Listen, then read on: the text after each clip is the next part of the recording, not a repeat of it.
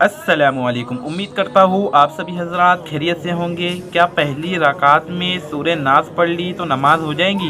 S کے question مفتی طارق مسعود صاحب۔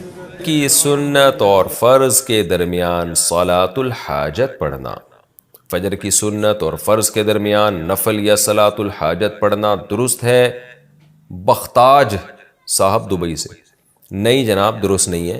رسول اللہ صلی اللہ علیہ وسلم سے زندگی بھر صبح صادق کے بعد، یعنی جب فجر کا ٹائم شروع ہو جاتا ہے تو اس کے بعد سے لے کے فرض نماز تک دو سنتوں کے علاوہ کچھ بھی پڑھنا ثابت نہیں ہے، تو لہذا اس میں 2 رکعت سنت ہی پڑھیں گے، اس کے علاوہ کوئی نماز نہیں ہو سکتی۔ ہاں قضائے عمری پڑھی جا سکتی ہے، اس لیے کہ یہ فرض نماز کے لیے یہ وقت ہے، تو جیسے ادا فرض آپ فجر کی پڑھیں گے تو قضا بھی پڑھی جا سکتی ہے اس میں، تو قضائے عمری چاہے فجر کی ہو، ظہر کی ہو، کوئی بھی ہو وہ پڑھی جا سکتی ہے، اس کے علاوہ نماز پڑھنا ٹھیک نہیں ہے۔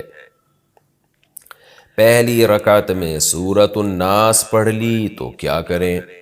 پہلی رکعت میں سورہ ناس پڑھی تو دوسری رکعت میں کون سی سورت پڑھیں گے؟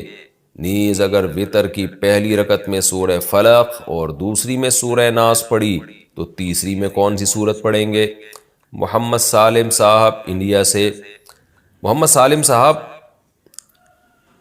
صحیح سالم بات تو یہ ہے کہ ترتیب سے صورتیں پڑھا کریں، ترتیب سے، جیسے پہلی رکعت میں سورہ فلق تو دوسری میں سورہ ناس، لیکن اگر کسی نے اس کی ترتیب کے خلاف بھی کر لیا تو کوئی گناہ نہیں ہے، خاص طور پہ جب بھولے سے ہو جائے۔ تو اگر کسی نے بھولے سے پہلی رکعت میں سورہ ناس پڑھ لی ہے تو بہتر تو یہ کہ دوسری میں بھی سورہ ناس ہی پڑھے وہ، لیکن اگر وہ سورہ فلق بھی پڑھ لیتا ہے تو بھی ٹھیک ہے، بہتر یہ ہے کہ سورہ ناس دوبارہ ریپیٹ کر لے اگلی رکعت میں۔